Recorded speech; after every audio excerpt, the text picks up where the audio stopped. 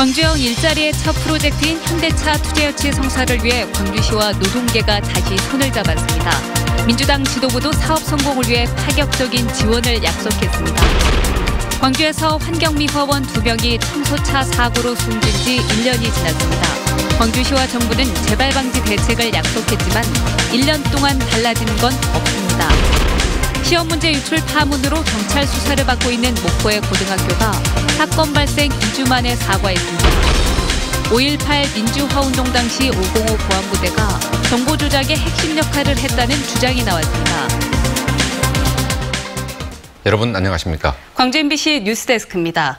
더불어민주당 지도부가 오늘 광주를 찾아서 광주형 일자리 사업에 전폭적인 지원을 약속했습니다. 광주시와 노동계도 현대차 투자 유치를 위해 다시 대화를 시작했습니다. 좌초 위기를 맞았던 사업이 급물살을 타고 있습니다. 먼저 김인정 기자입니다. 현대차 투자 유치 성공을 위한 원탁회의가 공식 출범했습니다. 나란히 선 광주시와 노동계는 현대차와 광주시의 합작 투자법인 설립을 위해 어렵지만 대화를 하겠다는 의지를 보였습니다. 노동계는 광주형 일자리 성공이 그리고 또 현대차 투자 유치가 우선적으로 우선돼야 한다고 생각을 했기 때문에 참석을 했고요. 노동계는 이게 마지막이라고 생각합니다. 원탁회의는 현대차 투자 유치 협상을 어떤 내용과 형식으로 할지 합의하게 됩니다. 다음 달 초면 닥쳐올 국회의 내년 예산안 심의 일정, 현대차와의 협상 마감 시한 등을 보면 주어진 시간이 많지 않습니다. 그런 일정이 굉장히 타이트해서 어저께 우리 노동계 대표들과도 얘기가 된 것이 오히려 노동계 대표들께서 일정을 땡겨서 밀도 있게 논의를 하자 이렇게 제안을 한 겁니다. 광주를 찾은 여당 지도부도 광주형 일자리 지원을 약속했습니다. 이해찬 민주당 대표는 완성차 공장이 들어설 빅그림 산단을 직접 방문해 광주형 일자리는 사회통합형 일자리라며 근로자들에게 파격적 복지를 제공하겠다고 설명했습니다. 정부하고 광주시가 공동으로 이런 복지 혜택을 여기서 일하는 분들에게 제공함으로써 실질적인 삶의 질은 그 임금이 높은 사람들하고 큰 차이가 없게끔 만드는. 민주당은 공공임대주택과 체육시설, 유치원과 어린이집 등 교육시설과 취업훈련을 하는 고용센터 등으로 공공복지를 강화하겠다며 청와대와 당의 의지를 보였습니다. MBC 뉴스 김인정입니다. 민주당 지도부는 오늘 수차례에 걸쳐서 광주형 일자리 사업에 속도를 내달라고 주문했습니다. 이렇게 서두르는 데는 그럴 만한 이유가 있습니다. 어떤 이유 때문인지 정용욱 기자가 전해드립니다. 민주당 이해찬 대표도 홍영표 원내대표도 이제는 광주형 일자리를 매듭지어야 할 때라며 조속한 마무리를 당부했습니다. 다음 달부터 국회에서 내년도 예산 심의가 시작되는 만큼 시간이 없다는 겁니다. 광주에서 합의도 안 된 사업에 대해 예산 협의가 가능하겠냐는 이유에서입니다. 광주에서 지금 빠른 시일 내에 1, 2주 내에 결론을 내리지 않으면 어떻게 하겠습니까? 사업도 확정이 안 됐는데 예산을 주는 이런 건 없습니다. 만약 내년에 예산 배정이 안 될 경우 사업 시행이 어려워지고 광주형 일자리가 좌초될 수도 있습니다. 이런 일이 민주당의 심장부인 광주에서 벌어진다면 민주당과 정부는 크나큰 정치적 타격이 불가피합니다. 문재인 대통령의 대표 일자리 공약이었던 광주형 일자리가 정권 초반에 바로 성과를 내줄 걸로 알았는데 그렇지 않은 것도 민주당은 답답해하고 있습니다.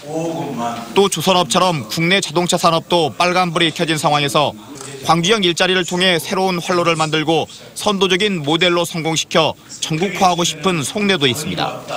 그 지역에 맞는 맞춤형 일자리를 또 이제 만들어낼 수 있는 그런 선도적인 사례가 될 거라고 지금 생각을 하고 있습니다. 민주당과 정부가 분명한 의지를 갖고 있다며 광주가 이번 기회를 놓치지 말라고 거듭 강조하는 것을 보면 광주형 일자리가 이제 광주만의 일이 아닌 건 분명해졌습니다. MBC 뉴스 정용욱입니다. 민주당 지도부는 광주시의 다른 현안 사업에 대해서도 적극적인 지원을 약속했습니다. 민주당 지도부는 예산정책협의회에서 내년 세계수영대회와 아시아 문화중심도시 조성사업을 위해서 국비 예산을 늘려달라는 광주시의 요청에 대해 책임지고 최대한 지원하겠다고 답했습니다.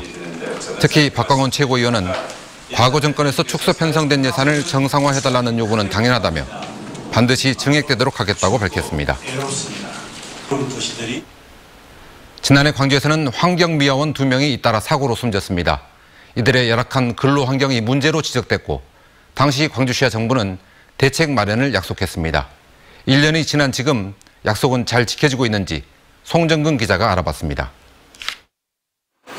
어둠이 가시지 않은 새벽 5시 30분, 환경미화원들이 밤사이 주민들이 내놓은 쓰레기 봉투를 청소차에 싣기 위해 이리저리 뛰어다닙니다.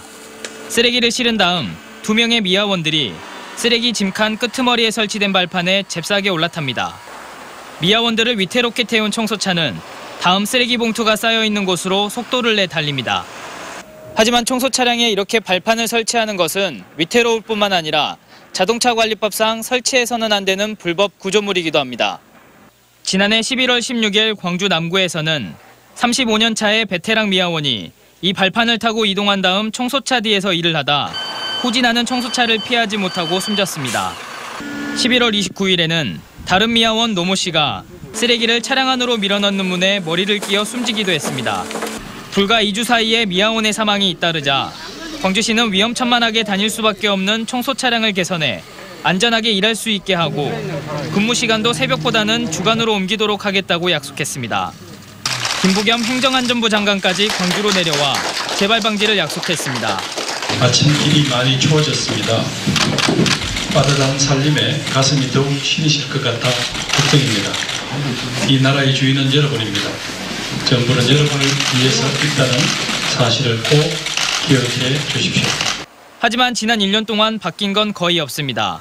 주어진 시간 안에 일을 끝내려면 무리하니 차량도 과속해야 되고 뒤에서 일하신 분들도 충분한 휴식 기간 없이 작업을 계속 진행해야 되니까 그런 부분이 어렵습니다. 1년 전 환경미화원들의 죽음을 반면교사로 삼고 다양한 대책을 마련하겠다는 광주시의 약속이 언제나 지켜질지 알 수 없는 가운데 미화원들은 오늘도 새벽에 나와 위험한 청소차 발판을 딛고 근무에 나섭니다. MBC 뉴스 송정근입니다.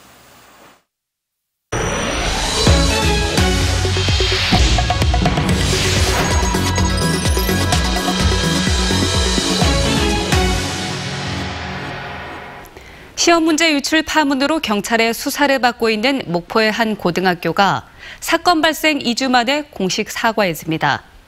전라남도 교육청은 특별감사를 벌이기로 했습니다. 김진선 기자입니다. 시험 문제가 유출된 목포의 모 고등학교가 문제가 불거진 지 2주 만에 공식 사과했습니다. 사과문을 통해 학교장은 학교의 관리 소홀에서 비롯됐다며 경찰 조사와 도교육청 특별감사 결과에 따라 공정하고 엄정하게 처분하겠다고 밝혔습니다. 여러 가지 실망을 안겨드린 것에 대해서는 반드시 학교장이 사과를 해야 되겠다 이런 판단이 있었습니다. 현재까지 확인된 중간고사 문제 유출에 직간접적으로 가담한 학생은 모두 4명.